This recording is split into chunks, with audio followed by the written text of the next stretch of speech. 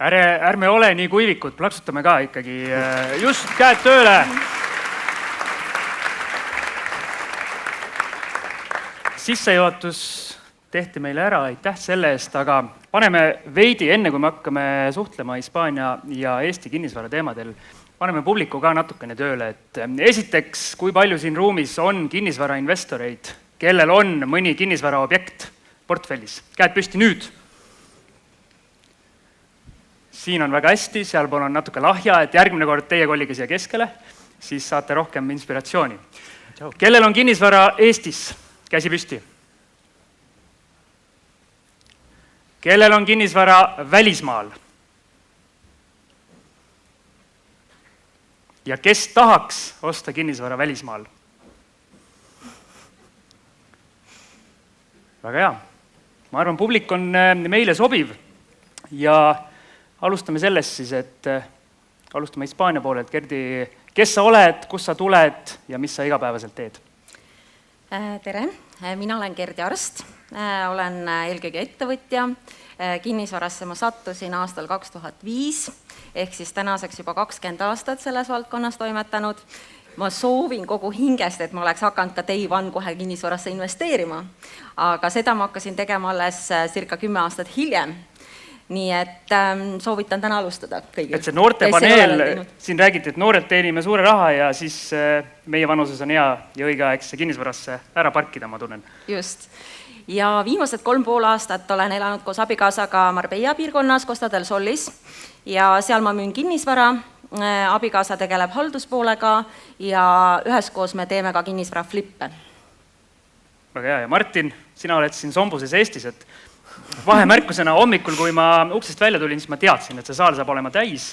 Kõik tahavad kuulata, mis Geldil rääkida on, mitte keegi ei taha kuulata, mis sul, Martin, rääkida on. Jah,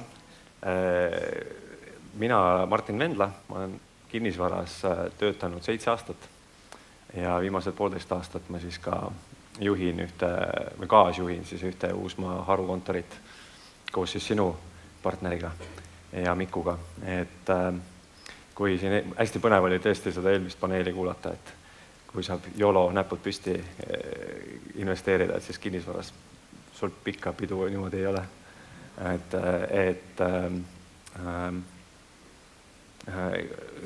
Hea oli, et sa küsisid selle küsimuse kõigepealt ära, et palju, kas kellelgi on kinnisvara ja palju on ja kas on Eestis või välismaal.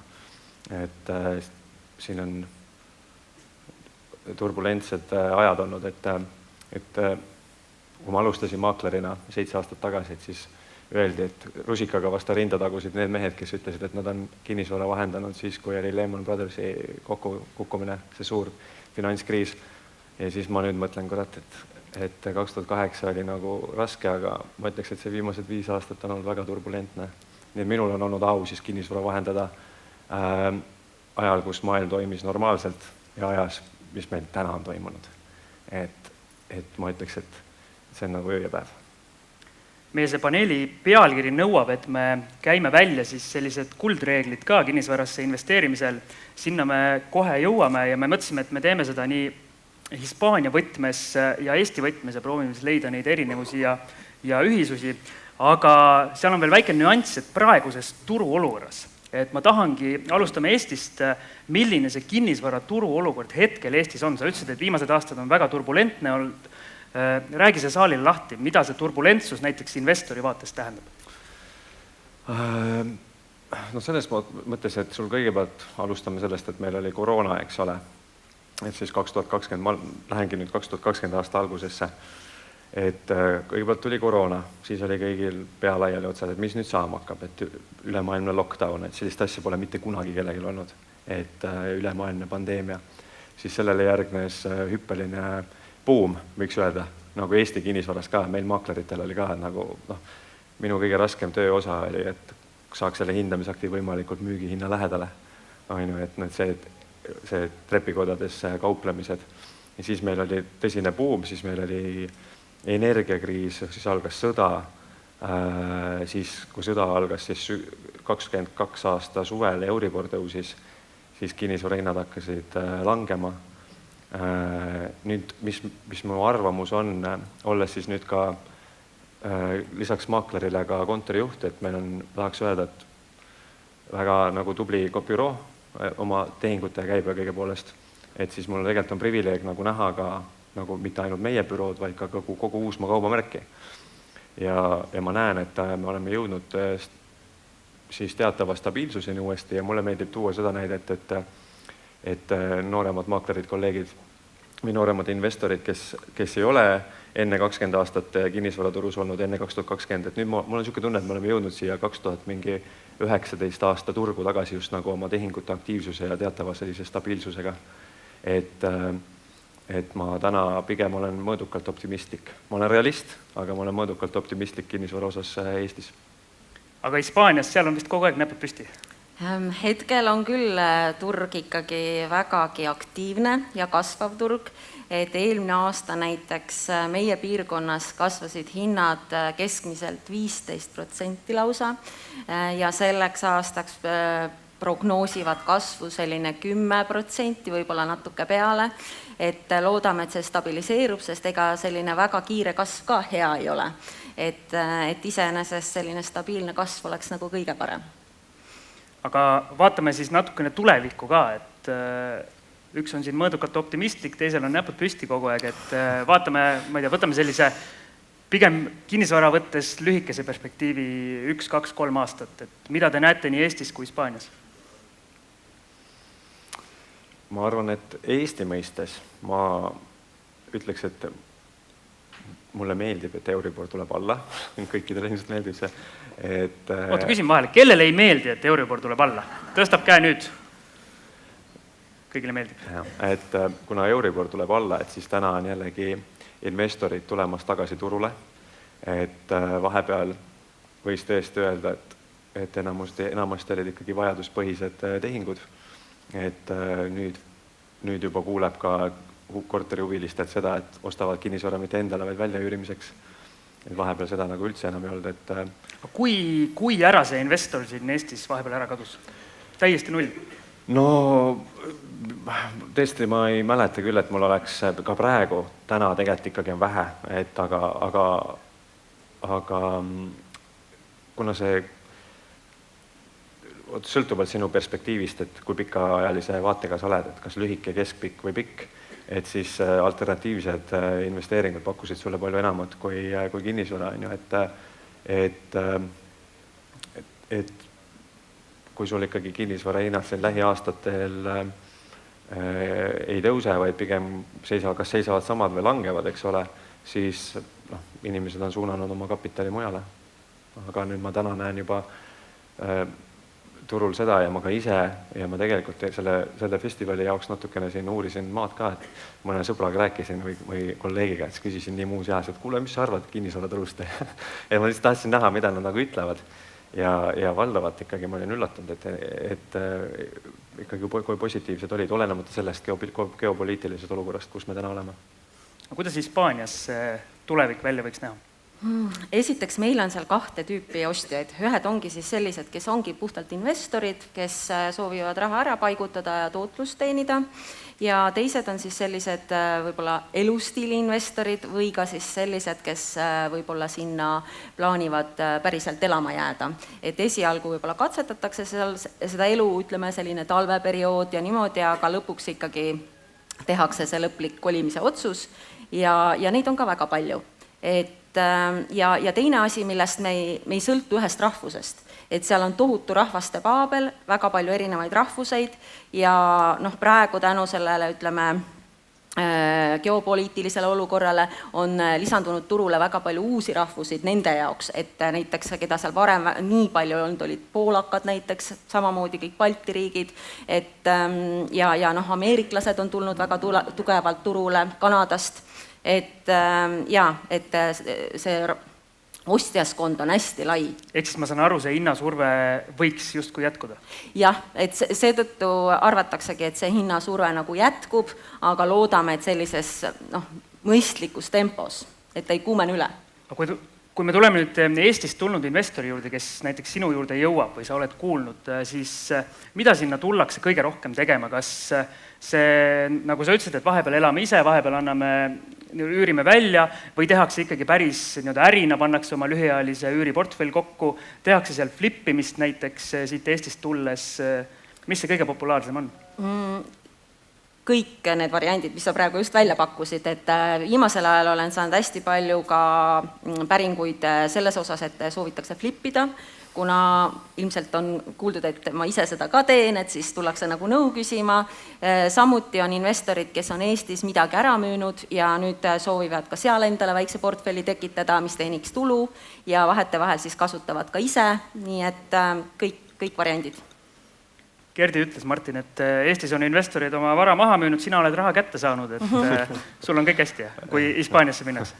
Tead, usu või mitte, aga nüüd on niimoodi, et kuna 22 aastal algas sõda, et siis see on juba kestnud ju 3,5 aastat, et on ka siin neid Hispaaniasse investeerijaid, kes on nüüd ringiga juba Eestisse tagasi jõudnud. Et ka seda on sellel aastal, nüüd lähikuudel on meile üllatavalt tekkinud sellised huvilisi, neid on küll vähe, aga on. Aga sinu vaates siin, ma saan aru, sa tegutsed Tallinnas? Harjumaal, jah. Harjumaal ka. Tallinn ja Harjumaa investori selline vaade, kas tehakse pikaajalist üüri, lühiajalist üüri või flippimist, mis hetkel see kõige kuumem teema on? Nagu eile siin ka hästi öeldi, et kui me siin flippimisest räägiti, siis öeldi, et flippimine on natukene nagu rahvusspordiks muutunud. Et meil on neid flippajaid, kes teevad aastaid juba seda põhitööna ja siis on neid hobiomasid. Et ma ütleks, et igaühele oma ja see on ka üks printsiipidest, et kui sul keegi sõber ütleb, et et ma Airbnb itan, et mul on jumala hea tootlus, et tule sina ka ja siis sa hüppadki pea ees niimoodi vette, et sa mingit süvaanalüüsi ei tee, et siis pärast tuleb välja toota. Sul peseb pesu vanaema või? Ma pean haldusteenusele 25% maksma. Et nagu sõltuvalt sellest, palju sul on aega, kus sa töötad, mis sektoris sa toimetad. Mina ise isiklikult olen rohkem agressiivsema tootluse tagaajaja, ehk siis mulle meeldib spekuleerida ja mulle meeldib flipata. Aga nüüd, ma ei tea, kas tegemist on vanusega, mitte et ma siin peaks ennast vanaks inimeseks, absoluutselt mitte, aga nüüd ma olen hakanud mõtlema, kurat, et peaks äkki vist sinegi hajutama, et rohkem pikaajalisele üürile ja lühiajalisele üürile mõlemale minema. Et täpselt nii oli, et skin in the game, vaata, katsete kõik läbi. Aga mina arvan, et enamus kinnisvara investorite paneb paika see, mis sulle meeldib. Väike vahemärkus, et eile seal kinnisvara workshopil, või mitte workshopil, vaid mis see on meil, kui kõik investorid kokku saavad? Networking, jah, vabandust, läks meelest ära. Networkingul me oleme Algisega nüüd teinud circa 5 aastat seda kinnisvarajutude podcasti ja mul õnnestus ühe siin osaleja käest seal networkingul lauas kuulda ühte sellist, ütleme siis raha teenimise viisi kinnisvaras, millele ma seni ei olnud mõelnud või mida ma ei olnud kuulnud, ehk siis see kinnisvara valdkond, ma usun, nii Hispaanias kui Eestis pakubki neid täiesti erinevaid võimalusi ja nagu Martin ütlesid, et igaühele oma ja igaüks võiks leida selle oma niši, algul võib-olla natuke katsetades ja siis leides. Jah, aga kas sa tahad öelda ka meile, mis see ei taha. See jääb sinna. Ma just mõtlesin, ma korra kiirelt lihtsalt mainin, et siin ennem räägiti, et noorem generatsioon, kes peale tuleb, et kust nad siis oma kapitali koguvad. Siis ma hakkasin mõtlema, et kuidas mina siis nagu seda nagu esimesed siis suuremad rahad nii-öelda teenisin. Ja usu või mitte, aga mugavusflip on selline huvitav asi, et nüüd ja ma pean seda silmas mugavusflipiks seda, et ma olen mitmeid kordi kinnisvaraturul portaalidest ostnud kinnisvara ja vaadanud, et kurat, et see on päris hea hind nagu. Ja ruttu ostad ära ja siis täpselt nagu keegi siin ilma ütles, et natuke pühid tolmu ja uued pildid ja müüki, et mingi 15-20 000 võtad kuu ajaga lihtsalt niimoodi, et ostad ühe korteri ära ja teed uued pildid ja paned kohe kallimalt müüki. Ma väikese disclaimerina ütlen, et kuna Martini see turutunnetus on vastavalt ametile ka ilmselt palju parem kui kõigi meie teiste oma, siis ma päris kõigil niimoodi ei soovita, et lähete portaali ja võtate esimese korteri ja ostate ära, pühite tolmu ja panete müüki, et alati ei pruugi õnnestuda. Selle printsiibini jõuame, et siis ma natukene räägin ka sellest. Aga räägimegi siis need 7 kuldreeglit, mis meil paluti siin välja tuua ja alustame Gerdi sinust, et Hispaanias, või tegelikult alustame Martinist, et paneme selle Eesti baasi paika, mis meile on nii-öelda kodule ligemal ja siis vaatame, mis on Hispaanias teistmoodi ja mis võib-olla seal tuleb siis investoril meeles hoida. Martin, saad veel rääkida? Sulle meeldib rääkida, ma tean. Jah. Ma ütleks sellesse eelmise jutu jätkuks see printsiip, et ma kuidagi ei propageeri maaklereid. Absoluutselt. Parem oleks. Ja ma tean, et siin loetakse sõnad peale, aga ma tõsimeeli ütlen seda, et ma nagu väga olen veendunud selles, et igal inimesel peaks olema oma siis raamatupidaja, oma jurist, oma arst ja oma maakler. Et jah, mul on teatavad eelised, olles selles sektoris igapäevaselt sees. Ergo ju vaata eile ütles laval, et ta ka õppis hindamist.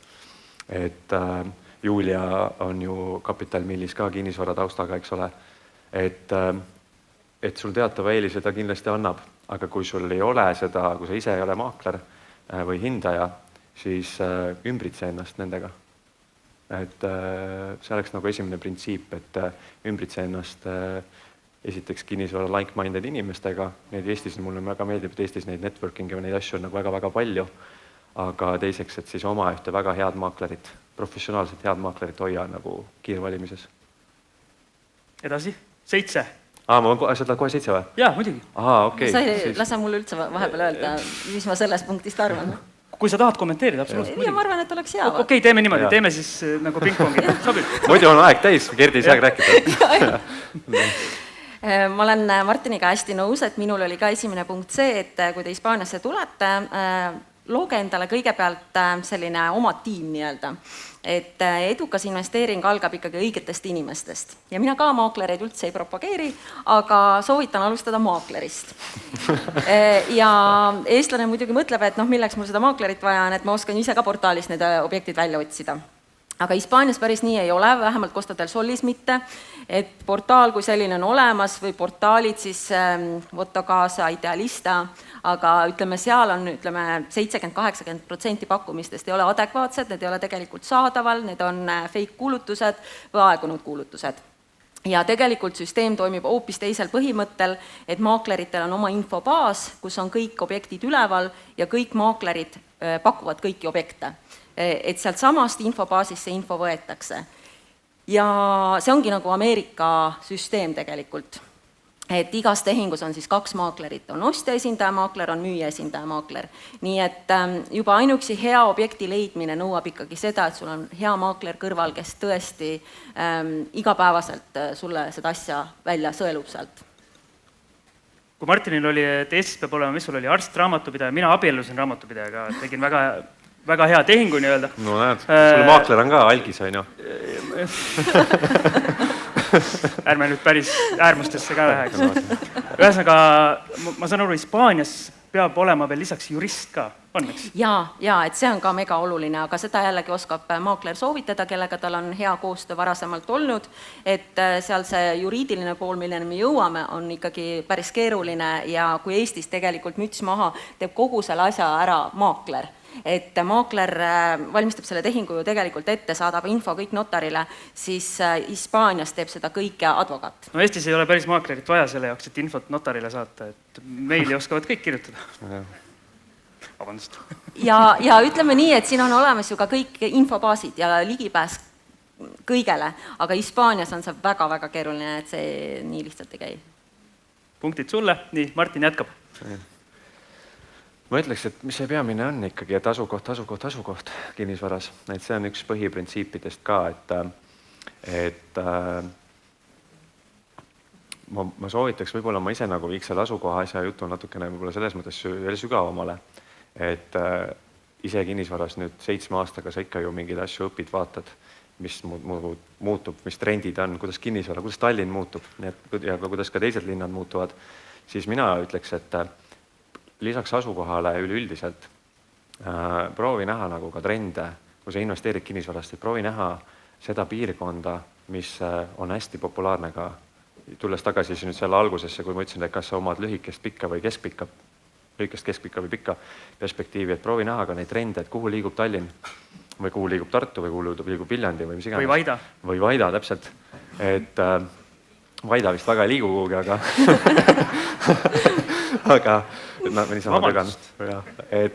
aga Tallinna mõttes näiteks, et proovi siis näha nagu kuhu siis, mis on nagu need populaarsed piirkonnad ka 5 aasta pärast ja sa võid väga suure kapitali kasvu saada pelgalt lihtsalt sellest, et sa nagu suutsid tabada selle õige linnaosa ära, kuhu siis nagu inimesed tahavad kolida ja kuhu arendajad tahavad minna. Et õnneks Eesti riik on hästi selles mõttes nagu avalikku andmebaasi ja infot täis. Et meil on selline huvitav sait nagu Cityfy, et on siin ka nooremaid kinnisvarainvestoreid, kes võivad seda saiti nüüd kasutama hakata, et Cityfy's sa saad tegelikult jälgida Tallinna siis planeeringuid. Detailplaneeringuid, mis on kehtestatud, mis on menetluses, mis on algatatud, ehk sa saad seeläbi vaadata, et kurat, et võib-olla see oleks nagu hea koht, kui mingi väike korter osta, et ma ütleks, et nagu baasprintsiip on ikkagi asukoht. Ma olen jällegi täiesti nõus, minul oli ka see teine punkt, et eriti kui ütleme välismaal osta, et sa ei tunne seda piirkonda ja seal on veel piirkonna sees on veel erinevad piirkonnad, ja ära kindlasti kuula seda, mida üks inimene sulle ütleb, vaid pea nõu erinevatega ja põhiline, et tunneta ise. Et meie näiteks abikaasaga esimene talv rentisime kuukaupa erinevaid kortereid erinevates piirkondades, et just nimelt tunnetada seda piirkonda, kas see sobib meile, kas see meeldib meile, mis seal häirib. Ja niimoodi me siis leidsime lõpuks selle piirkonna, kuhu me tegelikult tahtsimegi osta. Et see on minu soovitus, kindlasti. 3. punkt. Võimenda mõõdukalt. Et Ergo eile ütles ja mulle meeldis see, mis ta ütles, et ongi vaata inimesed on nii nagu erinevad kinnisvaras ka. Tema rääkis, et tal on see LTV kuskil 50% on ju, et saab õhtul pea panna rahulikult padjale, et kui ka nendel turbulentsematel aegadel. Aga samas on ka meil investoreid, eile käisin flippimisest läbi, et 100% või isegi kohati 120% võimendust. Mis seal pea alla pannakse siis? Kui see padi ei ole? Ma ei tea, et mis ta on, et julge hundi rinda on haavleid täis, eks ole. Aga ma soovitan mõõdukalt võimendada, et olles siis jällegi tulles tagasi sellele, kui sa nüüd maaklerina selles sektoris näed, et on inimesi, kes panevad üle ja ma väga hea ju printsiip, kuidas ka pank ju laenu annab kliendile, on see, et ta ei vaata lihtsalt marginaali, vaid ta vaatab, teeb sulle seda stressikoormust, et kas sa suudad selle laenumaksega ka toime tulla, kui turg muutub, kui Euribor muutub, et täna võib-olla selline hea kodune ülesanne, et kui sa nagu enam kui sa kinnisvarasse investeerid, et ära vaata lihtsalt, et mis pangad täna sulle marginaali pakuvad ja palju on Euribor, vaid mõtle ka nii läbi, et mis siis, kui Euribor hüppab taas kord 4 või 5% peale või viimane kriis või krahh, ta oli vist 7,5 või. Et vaata, kas sul siis ka sinu investeering tasub ära või mitte. Nii et ma soovitan, et tee nagu ennem ostuotsust sellele rahavoole siis analüüs. Ja Hispaanias samamoodi, et kui sinna juba tulla ostumõttega, et siis esmalt tuleks endale selgeks teha see finantseerimise pool, sest et hiljem näiteks, kui on soov võtta Hispaania pangast laenu ja objekt on juba leitud, siis sul selleks enam küll aega ei ole, et eriti kui sa tahad saada head diili, hea hinnaga, siis sa pead ikkagi reageerima kiiresti. Okei, see tehinguprotsess ise on pikk, et sihukest asja nagu meil siin Eestis, et leian täna objekti, homme lähen notarisse tehtud, ei ole.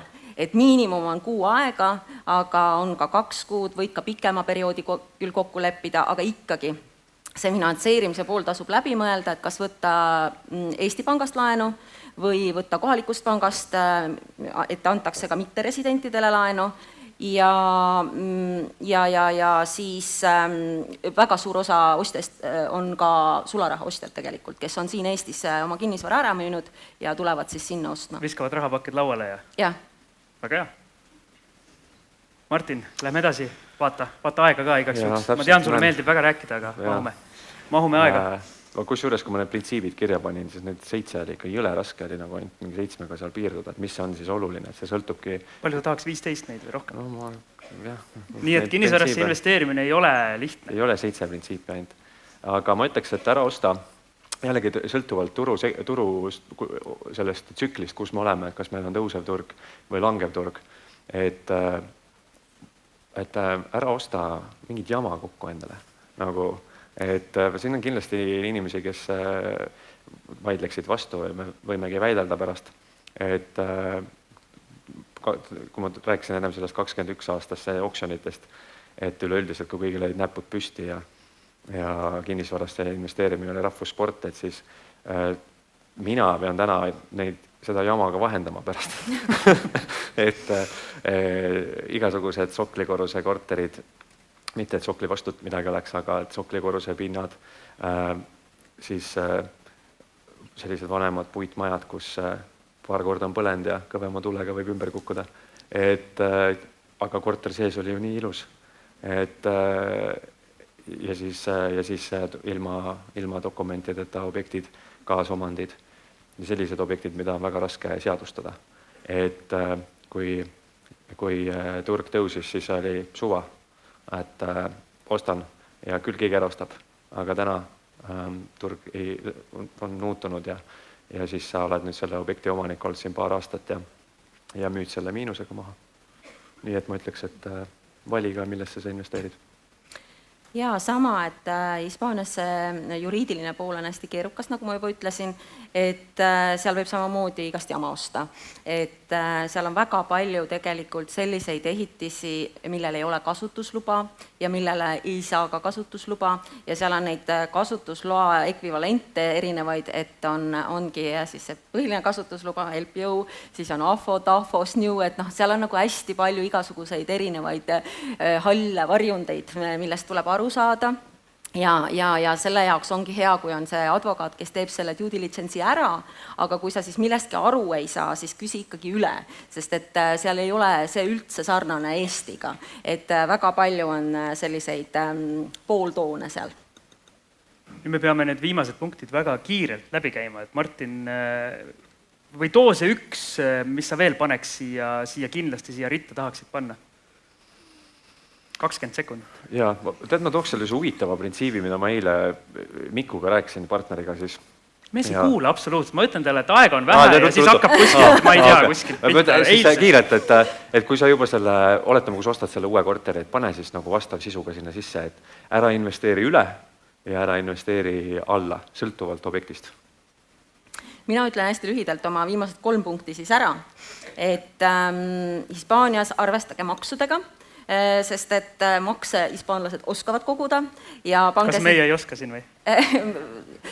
Võrreldes, meil on maksuparadiis võrreldes Hispaaniaga, nii et ei ole siin midagi nuriseda. Nii et ärme nurise. Jah, aga et arvestage nende maksudega ja kindlasti tehke see Excel, et nii tulude poole pealt kui ka kulude poole pealt ja pange sinna siis need maksud ka sisse sinna kulude poole peale. Ja viimane on ehituskvaliteet, et ma näen pidevalt seda, kuidas eestlased tulevad otsima sinna millimeetriga kõike, seda ei ole seal. Ei tasu üldse lootagi, et ehituskvaliteet ei ole see, mis on siin ja sellega tuleb leppida. Ma oleks ka öelda, et Exceli valeta, usalda Excelit. Ja ma siis täiesti viimase asjana ütleksin, et kui tekib mingi põnev investeering, osta ja siis alles mõtle, kus sa raha saad. Et ära mune, osta ära ja pärast täiuta, sest minul oli eelmisel nädalal oli niimoodi, et üle-eelmisel nädalal, et mul oli üks hea investeeringu tekkis, aga mul oli 220 000 vaja kuskilt ruttu saada. Ja siis ma broneerisin ruttu ära ja mõtlesin, et küll ma selle raha ka kuskilt leian. Raha on igal pool ju. Raha on igal pool ju. Ikka siin inimestel on raha. Ja mina ütleks ka lõppu veel selle, et see otsustuskindlus, et kui sa oled leidnud selle õige asja, et sa tunned, et okei, et see mulle pakub huvi, siis julge see otsus ka siis lõpuks ära teha. Minu otsus on nüüd see, et laseme publikust ka küsimusi võtta, käed üles, kes tahab saada kõigepealt küsida ja siis auhinnaks raamatut ja anname ka kinnisvara juttude kruusi ka küsijale, nii et hakkame sealt äkki pihta.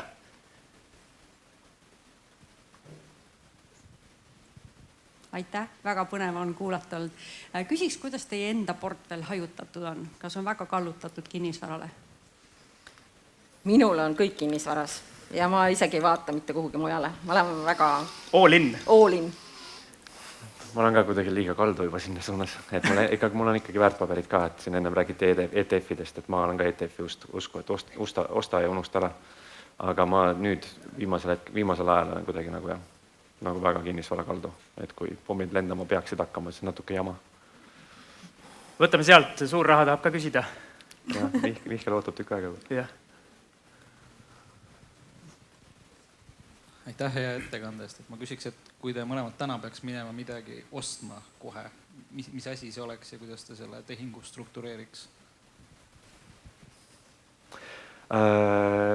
Ma mõtlesin proovida kätte Airbnb-ga ja mul on üks huvitav korter, mis pakub huvi. Eks ma tahaks saada 3. kodulaenu selle jaoks. Nii et ma praegu katsetaks seda. Oleneb, mis eesmärk on, aga näiteks kuna mina vaatan rohkem flippimise potentsiaali, et kuna ma olen selle investeerimisega 10 aastat hiljaks jäänud, nagu ma ettekande alguses ütlesin, siis on vaja oma kapitali veel kasvatada. Nii et mina ostaks võib-olla vaataks mingi 300 000 asja näiteks, teeks seal remondi ära ja üks 600 000 ka maha. Vaat Hispaania turg. Tahaks veel küsimusi võtta. Aplaus, jaa muidugi, see on päris hea äri ju. Tahaks veel küsimusi võtta, aga meil on päris karmilt on nullid juba pikalt olnud siin ekraanil, et meid varsti võetakse jõuga maha, aga aplaus Gerdile ja Miklile suurepärase ettekande eest, aitäh ja elagu Hispaania ja elagu Eesti! Nii, siin palun. Aitäh! Nii, vaatan, kumb on kumma kott. Nii, Martin, palun ja Gerdi, see on teile.